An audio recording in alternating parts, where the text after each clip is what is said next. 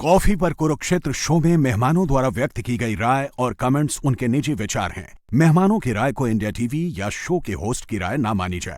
India TV का मकसद किसी भी व्यक्ति या वर्ग की भावना को ठेस पहुंचाना नहीं है।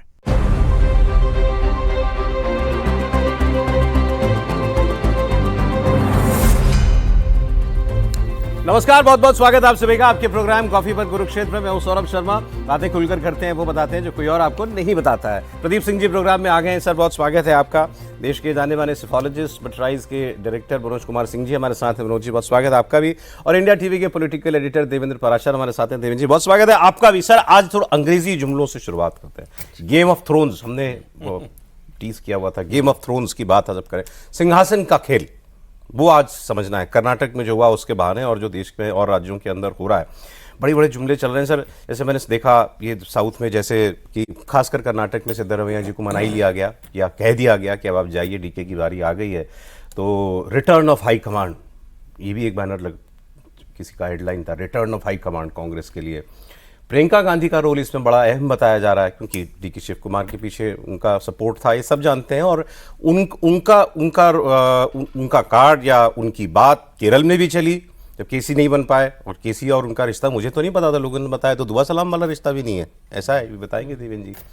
केसी ना बने, सतीशन बन जाए, ये उन्होंने चाहा और करा लिया। सिद्धरमैया जी का tata bye bye Priyanka ji ने चाहा और करा लिया। तो उनके लिए कहा जा रहा है coming out of the shadow, कि अब ये राहुल गांधी की परछाई से बाहर निकल आई हैं। और राहुल गांधी जी के लिए एक कैप्शन दिया हुआ था। राशिद किदवई साहब प्रोग्राम में भी आते हैं, उन्होंने एक बहुत अच्छा आर्टिकल एक लिखा है अभी, और उन्होंने उसमें लिखा हुआ था कि प्रॉब्लम ये था कि राहुल गांधी एक आइडियोलॉजिकल कमेंटेटर की तरह बिहेव करते थे। अब वो फाइनली ऐसा लग रहा है कि ऑर्गेनाइजेशनल कमांडर की भूमिका में आ गए हैं। सर, है ना सर, अच्छे अच्छे जुमले, आओ बताइए इसमें सच कितना है वो अलग बात है। जुमले तो अच्छे ऐसे लगते ही हैं, लेकिन मेरा मानना है कि इस पूरे आप देखिए घटनाक्रम में, और ख़ास तौर से प्रियंका वाड्रा का जो काम है, वो ऐसा लगता है कि कांग्रेस पार्टी की धुरंधर है। वो ये प्रियंका वाली बात सही है, मतलब प्रियंका वाली बात बिल्कुल सही है। वो क्यों कह रहे हैं? कांग्रेस पार्टी में ये जो सब बातें होती ना कि ओबीसी है, एससी है, जनाधार है, लोकप्रिय है, अच्छे एडमिनिस्ट्रेटर हैं, ये सब दिखाने की बातें होती हैं। वहाँ एक ही चीज़ मैटर करती है, फैमिली के प्रति लॉयल्टी, वो है कि नहीं। और फैमिली इस समय बटी हुई है, 3 हिस्सों में बटी थी। अब सोनिया गांधी का रोल धीरे धीरे जो है बैकग्राउंड में जा रहा है। राहुल गांधी और प्रियंका वाड्रा को जानबूझकर किनारे रखा गया लंबे समय तक। बाई इलेक्शन ना होता तो शायद वो अब भी लोकसभा की सदस्य न बन पाती। 4 राज्यों में कांग्रेस की सरकार है। आप हिमाचल से शुरू कीजिए। सुक्खू जो वहाँ के चीफ मिनिस्टर हैं, उनको माना जाता है कि प्रियंका के प्रति उनकी सबसे ज़्यादा लॉयल्टी है परिवार में, और पार्टी का कोई मतलब नहीं है, परिवार का ही मतलब। एक दूसरा, केरल का भी आपने जिक्र किया। केरल में आप देखिए कि कैसे कार्ड खेला प्रियंका ने। प्रियंका सतीशन को नहीं बनवा पाती, उनको मालूम था केसी वेणुगोपाल को राहुल गांधी बनवाना चाहते हैं, और विधायकों में समर्थन भी था, बहुमत भी था।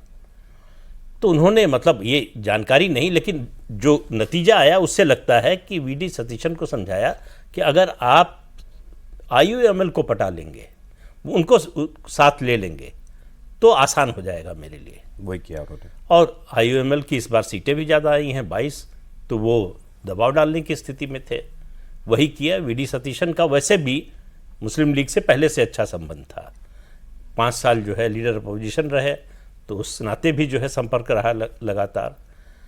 तो राहुल गांधी को सबसे बड़ी मात वही केरल में दी प्रियंका वाड्रा ने, जब केसी वेणुगोपाल को चाह कर भी नहीं बनवा पाए और वीडी सतीशन को चाह कर भी रोक नहीं पाए बनने से। जी, 2 राज्य हो गए, 2 राज्य हो गए। अब तीसरा कर्नाटक।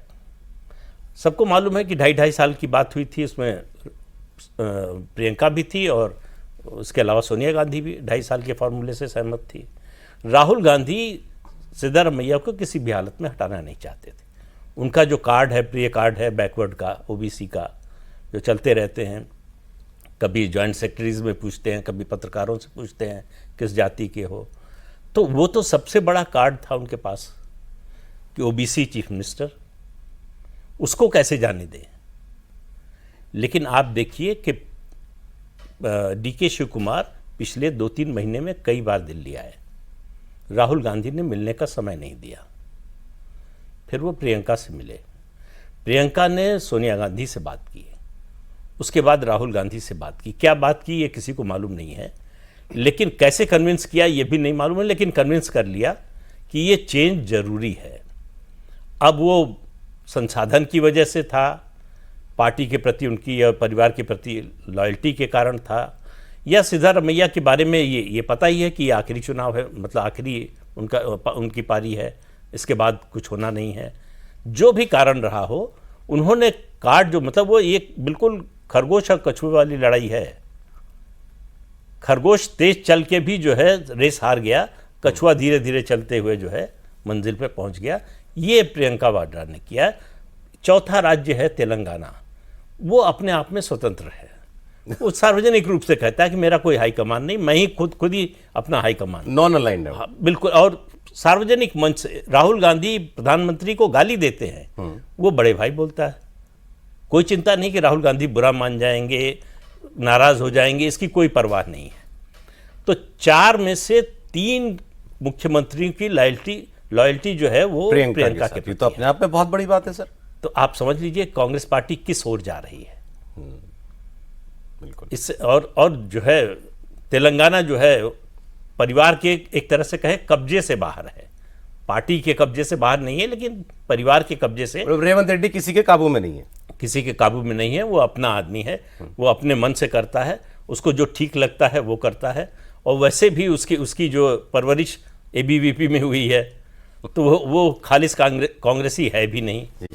तो कुल मिलाकर राहुल गांधी की स्थिति लगातार पार्टी के अंदर कमजोर हो रही है और प्रियंका की ताकत बढ़ रही है बिना उसका डिमॉन्स्ट्रेशन किए।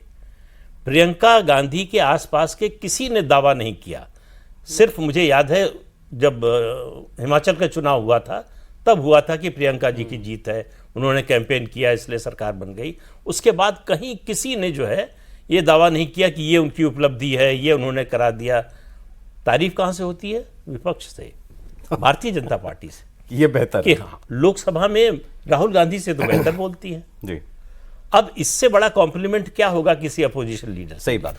कर्नाटका वाले तो कहानी सर, मैंने किसी ने एक रिपोर्ट सीनियर जर्नलिस्ट ने डाली हुई थी कि डीके कैसे बने, सिद्धरमैया को कैसे कहा गया। तो वो परसों ही तो बुलाए, सब बैठक हुई ना कि दिल्ली में, तो जो लंच तक की सारी बैठक में सिद्धरमैया जी को कोई इंडिकेशन नहीं दिया गया था, कोई बात ऐसी डायरेक्ट उनको कहीं नहीं गई थी। सब लोग बैठे थे, केसी वेणुगोपाल, खड़गे साहब, राहुल गांधी, सुरजेवाला, सब लोग, ऐसा रिपोर्ट कह रही है। लंच के लिए उठते हैं राहुल गांधी और 10 जनपद जाते हैं, और 10 जनपद ऑब्वियसली सोनिया जी भी थी, प्रियंका जी भी थी। वहां उनको ये कहा जाता है या उनको ये समझाया जाता है कि आपको ये बात अब डायरेक्टली कन्वे कर देनी है, और उन्होंने उस बात को मान लिया। जैसा आपने कहा कि सोनिया जी का भी कमिटमेंट था ही उनको, मगर वो असर्ट प्रियंका ने ही किया और राहुल जी ने उस बात को माना। और वो उसके बाद लंच के बाद दोबारा इंदिरा भवन में मीटिंग के लिए गए और उन्होंने सीधे सिद्धरमैया से कह दिया कि you have to step down. और बताते हैं बिल्कुल सुई पटक सन्नाटा हो गया।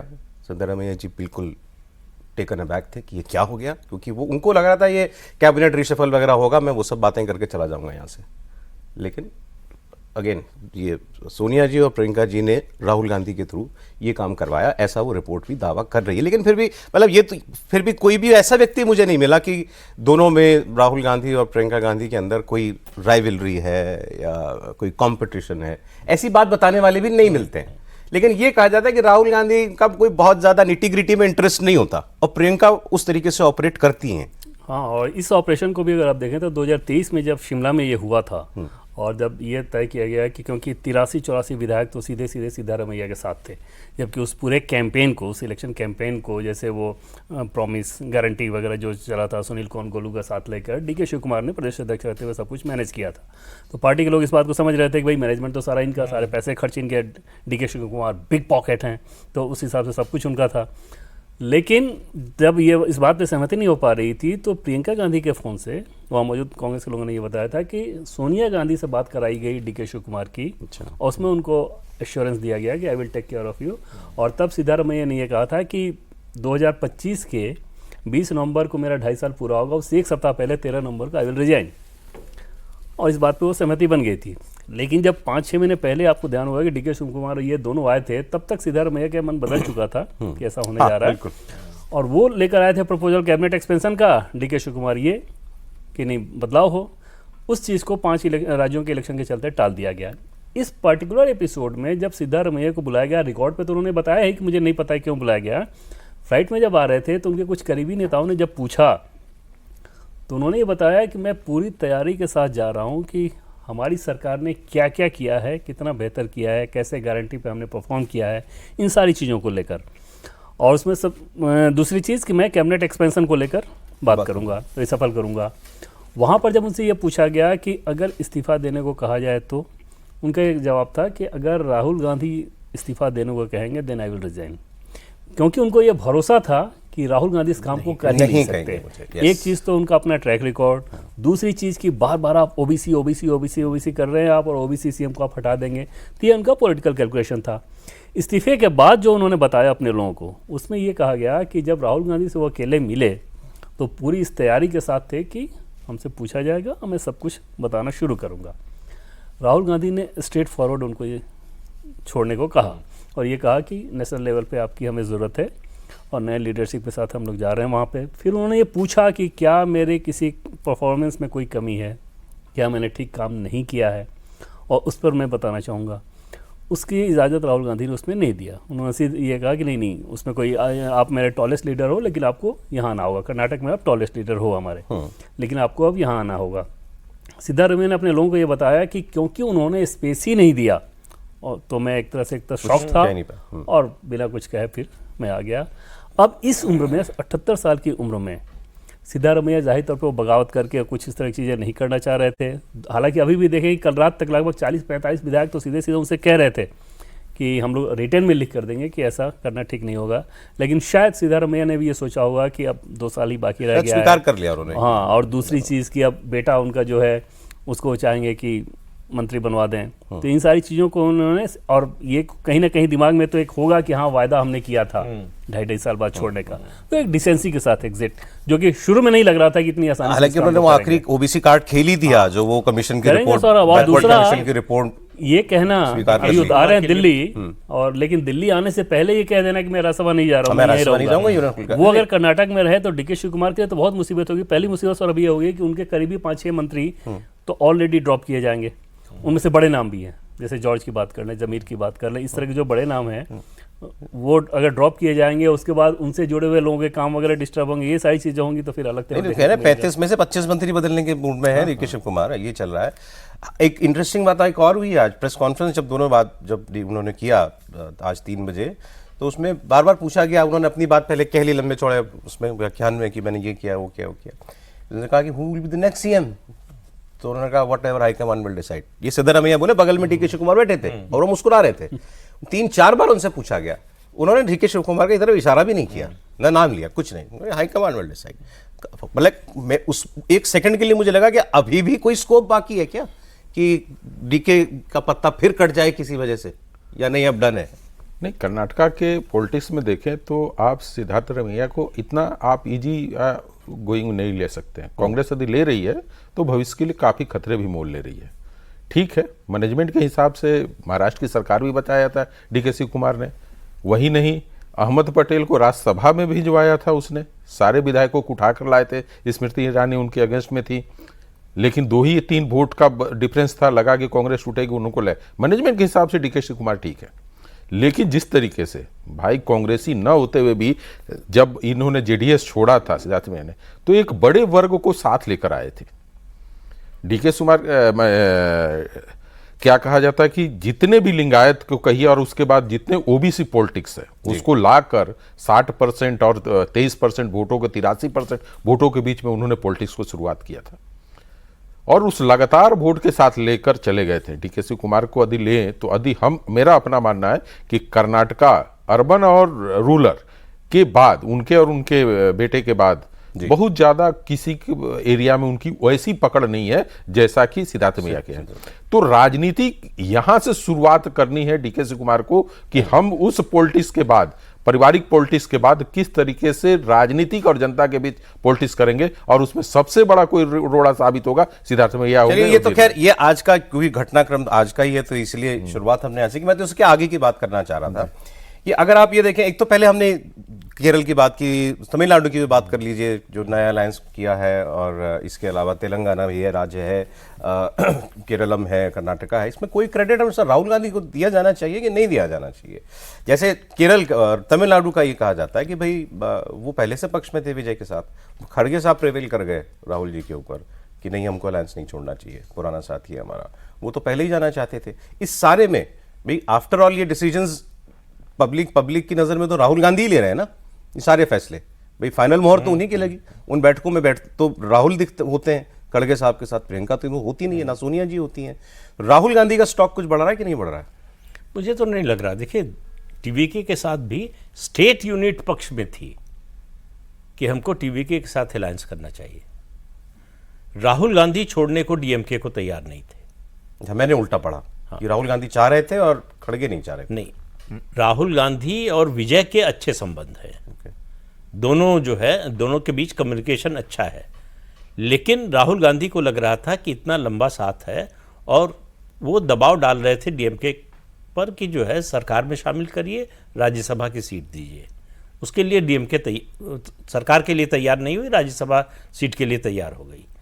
लेकिन स्टेट यूनिट पूरी तरह से इस पक्ष में थी कि हमें टीवीके के साथ जाना चाहिए अगर पार्टी को आगे बढ़ाना है। नई पार्टी है तो हमें सीटें ज़्यादा लड़ने को मिलेंगी, आगे भी फायदा होगा, और एंटी इनकम्बेंसी जो है डीएमके की उससे पीछा छूट जाएगा जी।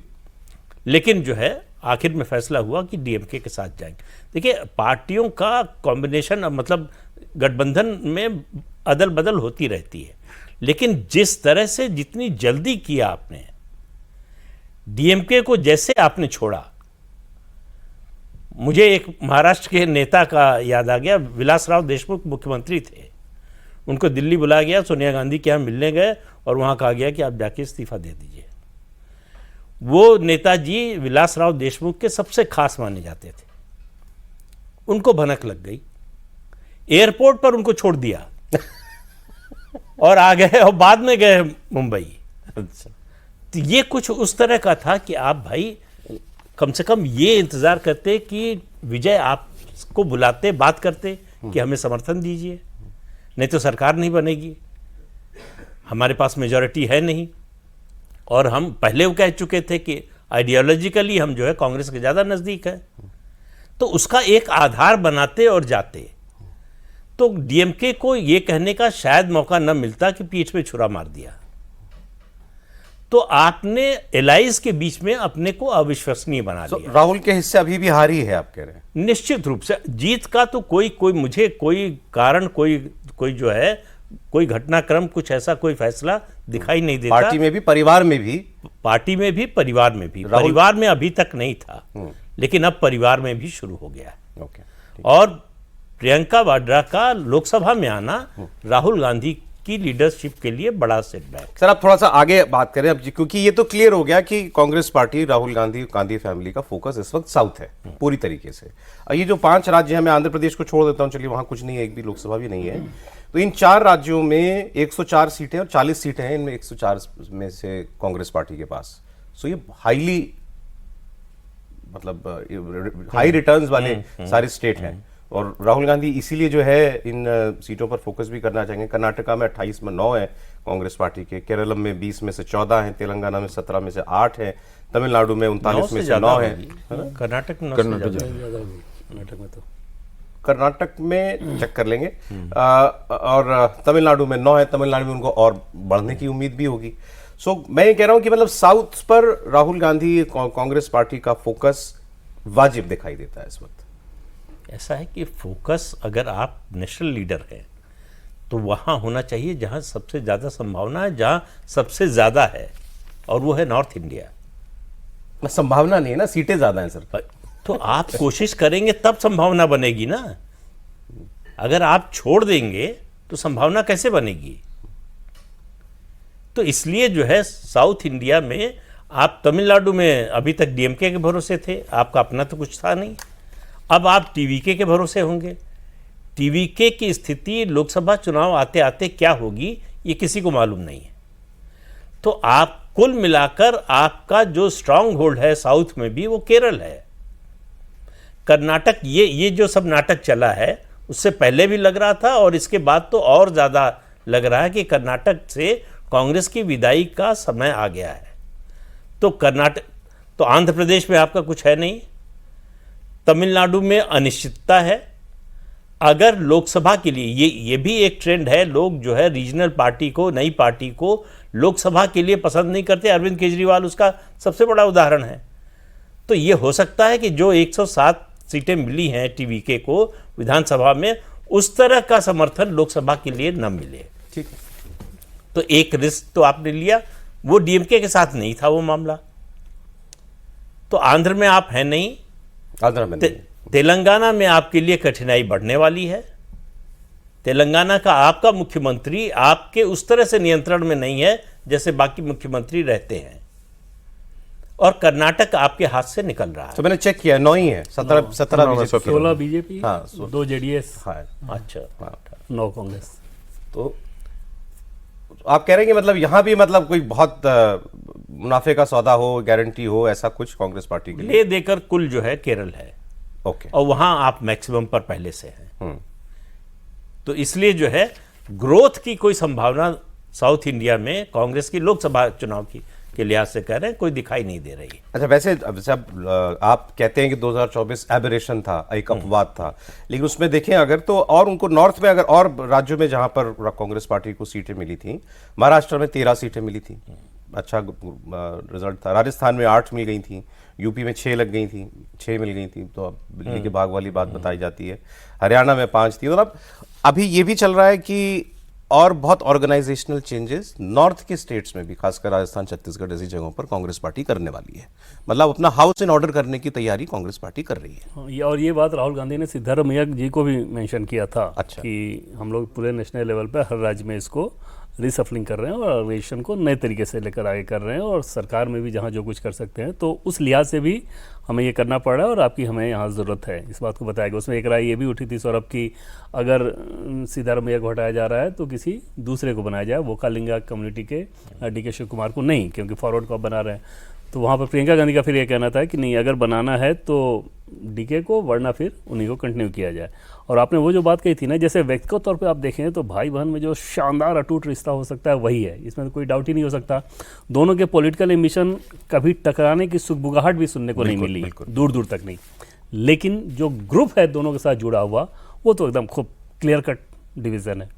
प्रियंका गुट, राहुल गुट, उसमें एकदम नेताओं के डिमार्केशन है, उसमें तो एकदम भ्रम ही नहीं रहा, हो ही जाता है। प्रियंका और केसी वेणुगोपाल के बताते हैं कि बहुत वर्किंग रिलेशन ठीक नहीं है। हाँ, और वो बताया ही जाता है, जैसे कांग्रेस के लोग कहते हैं कि वो बहुत पसंद भी नहीं करती इनके बारे में, जिस तरह का फीडबैक उनको मिलता है। राहुल गांधी जितनी खूबियां उनमें देखते हैं, प्रियंका गांधी के बारे में बताया जाता है कि वो खामियां इनमें ज़्यादा देखती हैं, तो बहुत ज़्यादा पसंद नहीं करती। दूसरा भी प्रोग्राम में आए थे, सॉरी प्रोग्राम में आए हुए थे पूर्व नेता, नाम क्या लें, उन्होंने कहा, वो तो कह रहे थे कि नमस्ते वस्ते भी नहीं है। हाँ, मैंने भी कभी देखा नहीं, जैसे पार्लियामेंट वगैरह में भी अगर साथ बातचीत कर रहा हूँ, कुछ ये कर रहा हूँ, ऑर्गेनाइजेशनल सेक्रेटरी कभी देखा नहीं मैंने। ऑर्गेनाइजेशन के हिसाब से आप देखिए तो राहुल गांधी की तुलना में कई गुना ज़्यादा समझ प्रियंका गांधी रखती है ना ऑर्गेनाइजेशन के हिसाब से, और वो समय समय पे इस चीज़ को जाहिर करते भी रहते हैं अपने फैसलों से, अपनी चीज़ों से। राहुल गांधी के बारे में हर चीज़ में इंटरपर्सनल स्किल जैसा होता है, लोगों से जैसे मिलना है, जिस प्रकार का संवाद करना, जिस प्रकार का पीआर रखना। जैसे मीडिया के हिसाब से भी समझ लीजिए कि राहुल गांधी मीडिया को, उसी मीडिया को जो कि लगातार उनके प्रेस कॉन्फ्रेंस को लाइव दिखाता है, वो गालियाँ बक रहे होते हैं, वही उसी सेटअप में तो प्रियंका गांधी भी काम कर रही हैं। आज तक उन्होंने इस तरह के शब्दों का कभी इस्तेमाल नहीं किया, उनको राजनीति करनी आती है। वहाँ पर राहुल गांधी निश्चित तौर पे ये मिस करते हैं, और उस लिहाज से ऑर्गेनाइजेशन में जो भी ये चेंजेस वगैरह आप देख रहे हैं, प्रियंका का से हमेशा ज़्यादा रहेगा। केसी वेणुगोपाल भी लूजर साबित हुए इस सारे घटनाक्रम में। सिद्धारमैया भी उनकी पसंद बताए जाते हैं। बिल्कुल, तो केरल में भी उनकी हार, यहाँ भी उनकी हार, लगातार बैक टू बैक, और वो भी उस जगह पर बैठ के जहाँ पर ये पता है कि आप राहुल गांधी के सबसे करीबी हैं, हर फैसले आपके हिसाब से हो सकते हैं, और तब अगर आपकी चीज़ें उस रूप में कन्वर्ट ना हो पा रही हों, तो सबसे बड़ी वजह उसमें प्रियंका गांधी। ठीक, जैसे अभी हम बात कर रहे थे, आगे 29 की एम्बिशंस जो कांग्रेस पार्टी की दिखाई देती हैं, आपको क्या दिखाई दे रहा है? कांग्रेस कोशिश कर रही है कि ऑर्गेनाइजेशनल कुछ रीजिक किया जाए? नहीं, करके लाएंगे जिसको, उसका लीडर कौन होगा? या तो प्रियंका होंगी या तो राहुल होंगे। लीडर राहुल है, इसमें कोई तो स्टेट में कभी भी नहीं बढ़ सकता है। जब आप पारिवारिक राजनीति करेंगे तो जो भी स्टेट में होगा वो उसके अंदर में ही काम करेगा, तो आपका अपना परफॉर्मेंस कभी काउंट नहीं होगा। तो आप परफॉर्मेंस करने क्यों जाएंगे? जिस तरीके से अभी हुआ है, मैं उस दिन भी बोला था बंगाल के बाद कि कर्नाटका और देखिएगा तेलंगाना, दो साउथ से भारतीय जनता पार्टी के लिए एक नई खुशखबरी लेकर आएगी। ये तो आज इन्होंने चेंज किया है, इसमें तो शायद मुझे लगता है कि बीजेपी के लिए और आसान कर दिया इन्होंने कर्नाटका के लिए। कैसे?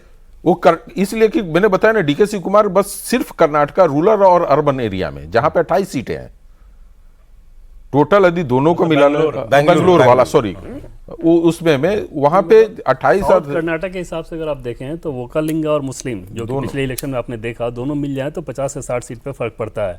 पिछली बार क्योंकि हिजाब और ये तरह का बीजेपी का कैंपेन चला और जेडीएस बीजेपी के साथ आ गई, तो वोकालिंगा जिसका बड़ा स्टेक होल्डर जेडीएस थी, वो उधर से शिफ्ट होकर कांग्रेस पार्टी में आ गया, जिसका उन लोगों को फायदा मिला था। तो वो इस बार भी रहेगा, लेकिन बाकी जगह पर बड़ी समस्या है। हालांकि सौरभ एक चीज और देखें जी, एक मिनट, कि बीजेपी के अंदर भी वहाँ जबरदस्त समस्या है कर्नाटक में, जबरदस्त। वो लड़ाई इस रूप में है कि मुझे नहीं लगता कि किसी भी राज्य में उस तरह की तस्वीर बीजेपी के लिए होगी। वहाँ जो प्रदेश अध्यक्ष हैं और जो नेता प्रतिपक्ष हैं, मतलब इस लेवल पर दोनों के बीच तलवारें खींची रहती हैं। गुटबाजी खामियां कर्नाटक बीजेपी में बहुत ज़्यादा है, उसको नेशनल लाना होगा। जनरल सेक्रेटरी को निकालना पड़ा पार्टी से, तो इसलिए आप कह रहे हैं कि बीजेपी के लिए सबसे अच्छी उम्मीद डीके शिव कुमार है। हाँ, और वो उनका, चूंकि ये बॉर्डर भी तेलंगाना है और जहां पे भारतीय जनता पार्टी कर्नाटक से ही वहां पे जाकर अच्छा परफॉर्मेंस की है, तो ये दो स्टेट आ गया। अब तीसरा उनके लिए पंजाब था। मेरे मुझसे पूछे होते तो शायद कांग्रेस को सबसे ज्यादा कहीं ध्यान देना चाहिए था, तो उनको पंजाब में देना चाहिए था, जहां उनके लिए उम्मीद की घड़ी थी। बीजेपी कमजोर है वहां पे, ध्यान पंजाब दे रही है, बीजेपी दे रही है, बीजेपी ध्यान दे रही है। तो ये समस्या है कि आपका जो आप बोल रहे थे कि नहीं प्रियंका काफी निर्णय ले रही है, कर रही है, लेकिन उनके निर्णय कौन सा आ रहे हैं?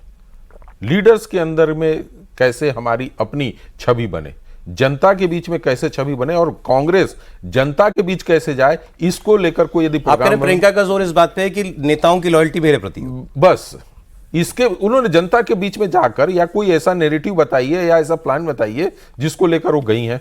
तो जब तक आम जनता के बीच में प्रियंका अपना परफॉर्मेंस नहीं दिखाएंगी तो एक बड़े लीडर के रूप में नहीं करेंगे। पंजाब की बात कर लेते हैं। आपने कहा देखिए अगले साल जिन राज्यों में विधानसभा के चुनाव होने हैं, पंजाब, गुजरात, यूपी, उत्तराखंड, हिमाचल, गोवा, मणिपुर, इनमें से 5 राज्यों में बीजेपी है, लेकिन कांग्रेस को उम्मीद होगी पंजाब से, सबसे ज्यादा उम्मीद पंजाब से ही होगी, क्योंकि गुजरात पार्टी की स्थिति बहुत बेहतर गुजरात में लोकल बॉडी का इलेक्शन हुआ, उसमें तो इतना खराब परफॉर्मेंस गुजरात का अब तक हो गया। उनको उत्तराखंड में उम्मीद इस बात से होगी कि भाई 10 साल से सरकार है, तो एक चांस। गोवा में 15 साल से बीजेपी की सरकार है। उत्तराखंड तो मतलब प्रधानमंत्री नहीं, मैं कह रहा हूं कि उनको ये लगता होगा कि यहाँ 10 साल से बीजेपी है, तो हमें जनता सोच सकती है मौका देना। गोवा में 15 साल हो गए बीजेपी की सरकार को, मणिपुर में हो सकता है उनको लगता हो, और हिमाचल का मैं नहीं कह सकता कि मूड क्या है इस वक्त। देखिए, हिमाचल खबरें तो सारी खराब आती हैं वहां से।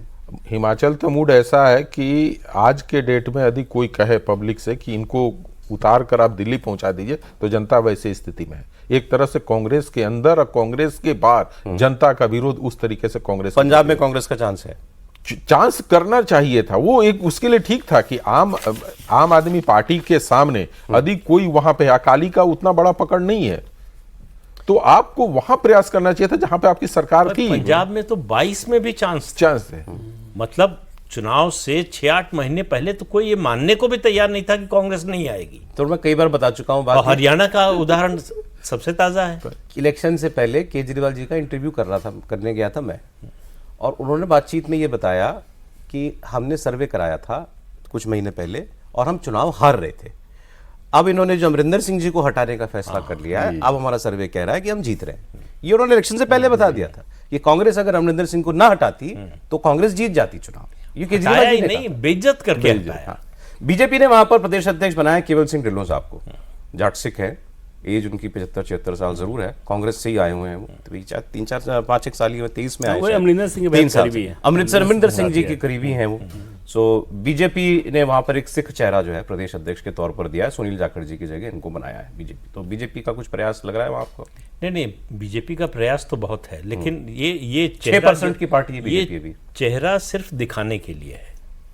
बीजेपी को जो असली काम करना है वो 70% जो बाकी आबादी है उसमें काम करना है। उसके लिए सैनी साहब लगे हुए हैं। उसके लिए सैनी साहब लगे हुए हैं, उसके लिए प्रधानमंत्री लगे हुए हैं, अमित शाह लगे हुए हैं। मतलब बीजेपी में प्रयास की कोई कमी नहीं है। बीजेपी पंजाब को उस तरह से इस बार लड़ेगी जैसा पहले कभी नहीं लड़ी। अच्छा, ये परिणाम कुछ भी हो, ओके। लेकिन बीजेपी ऐसा, उसका कारण केवल ये नहीं कि एक और राज्य में हमारी सरकार बन जाए। वो बॉर्डर स्टेट है, सिक्योरिटी के लिहाज से, ड्रग के खिलाफ जो कैंपेन चल रहा है केंद्र सरकार का, होम मिनिस्ट्री का, उसके लिहाज से, इन सब और जो है जिस तरह से पाकिस्तान लगातार वहाँ पर आतंकवाद को बढ़ावा देता है, उस सब दृष्टियों से अगर आप देखें तो पंजाब बीजेपी के लिए अब बंगाल के बाद सबसे ज़रूरी है। तो अगला लक्ष्य जो है बीजेपी का पंजाब होगा। सर, एक वक्त तो बंगाल भी इम्पॉसिबल लगता था।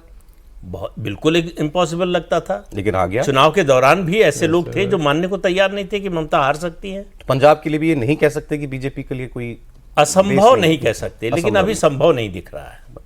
दोनों में सर एक फ़र्क ये है ना, बंगाल और पंजाब में, बंगाल में मूड और बीजेपी के लिए फर्टाइल लैंड था, सेटअप नहीं था। सेटअप टीएमसी का इस प्रकार का था, वो तमाम तरह की चीज़ों करके, गुंडागर्दी और बाकी चीज़ों करके वो कर रही थी कि सिर्फ उसको ख़त्म कर देना था, बाकी वोट के लिए आपको बहुत कुछ नहीं करना था। वही किया भी गया, गुंडागर्दी वाले स्ट्रक्चर को हटाया गया, बाकी उनका जो मैनेजमेंट था उसको हटाया गया और बीजेपी आसानी से जीत गई।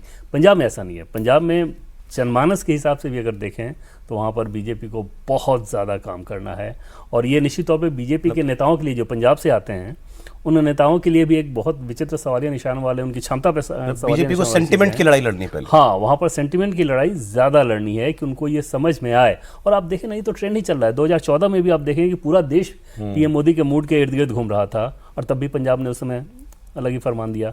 तो वहाँ पर जो नेता हैं बीजेपी के, उनके लिए एक बड़ा सवालिया निशान कि पीएम मोदी ने पंजाब के लिए इतना कुछ, सिखों के लिहाज से भी इतना कुछ किया, किसी पीएम ने नहीं किया। तब भी अगर आपको उसका पॉलिटिकल डिविडेंड नहीं मिल पा रहा है तो निश्चित तौर पर दिल से आदर दिखता है। एक चीज और मैं आपको बताऊं सौरभ, कि अगर गृह मंत्री अमित शाह के लिहाज से अगर आप देखें तो जो टॉप प्रायोरिटी अगले साल जितने राज्यों में आप चुनाव बता रहे हैं, टॉप प्रायोरिटी के हिसाब से सिर्फ 2 हैं, यूपी एंड पंजाब। बाकी इलेक्शन को लेकर निश्चिंत है कि क्या होगा। दूसरी बात आपको बता दें कि पंजाब जैसे है, आप पंजाब को बंगाल के इलेक्शन के साथ तुलना मत कीजिए। आप पंजाब को दिल्ली के चुनाव के साथ समय, दिल्ली चुनाव के मध्य तक नहीं समझ में आ रहा था कि केजरीवाल हार जाएंगे। एक नैरेटिव था कि भाई शीश महल को लेकर काफी थे, लेकिन बीजेपी का जो ग्राउंड पे जो मैनेजमेंट था वो लाजवाब हुआ। उन लोगों से लेकर आया जिनको सारे मुफ्त की योजनाएं मिल रही थी, उनका वोट बीजेपी खींच कर लाई, समझाया उनको कि ये जो चीजें मिल रही हैं ये मैं दूंगा, लेकिन उसके बाद एक बेहतर शासन भी दूंगा जिस पे आप वो करेंगे। पंजाब की स्थिति आज के समय में यही है। जिस तरीके से लॉ एंड ऑर्डर खराब हुआ है, जिस तरीके से किसानों की परेशानियां हो रही है, अब बीजेपी का उसका लाभ कांग्रेस को क्यों नहीं मिलेगा, बीजेपी को क्यों मिलेगा? नहीं, ये समझाने की बात है ना। मैंने क्या बोला कि आप जब तक कार्यकर्ता के रूप में जाकर लोगों के बीच में नहीं बैठेंगे, एक गृह मंत्री देश का जाकर यदि 20 दिन 25 दिन बंगाल में बैठकर ये बताए कि मैं कार्यकर्ता पहले हूं, मंत्री बाद में हूं, तो ये रुतबा होना चाहिए कांग्रेस के अंदर के लीडरों में। वो विदेश जाने से अच्छा है कि वो जाकर चंडीगढ़ बैठे तो फाइनल सर, पंजाब पर एक कमेंट बिना किसी साथी के, जैसे अकाली दल के साथ मुझे नहीं पता क्या अंडरस्टैंडिंग है बीजेपी की, रही या नहीं रही, आगे होगी, अकेले लड़के कुछ हासिल कर पाने वाला स्टेट है बीजेपी? अगर कुछ हासिल कर पाएंगे तो अकेले ही। अच्छा, अकाली दल का बैगेज इतना है कि वो लेके, मतलब पत्थर गले में बांध के तैरने वाली बात है। तो इसलिए जो भी मिलेगा, कम मिले ज्यादा मिले, वो अकेले लड़के ही मिलेगा। और पंजाब जो है, आप ये देखिए कि एक पॉलिटिकल वैक्यूम तैयार हो रहा है। आम आदमी पार्टी की सरकार है, लेकिन एंटी इनकम्बेंसी बहुत ज़्यादा है जी। नंबर 2 की पार्टी कांग्रेस पार्टी है, लेकिन उसकी क्रेडिबिलिटी नहीं बची है, उसका जो उसके पास लीडरशिप नहीं है, ऑर्गेनाइजेशनल स्ट्रक्चर लगातार गिर रहा है। तो बीजेपी के लिए संभावना है। अब ये बीजेपी पर निर्भर है कि वो उसका कितना फायदा उठा पाती है। देखिए, अभी तो खबर, लेकिन एक आध रोज और कर्नाटक से आती रहेगी, तो उस पर भी आगे बात करेंगे। पंजाब पे किसी एक दिन और प्रोग्राम जरूर रखते हैं। बहुत शुक्रिया सर, आज समय इतने था। प्रदीप जी शुक्रिया, आप प्रोग्राम में आए। मनोज जी बहुत धन्यवाद, देवेंद्र बहुत धन्यवाद आपका।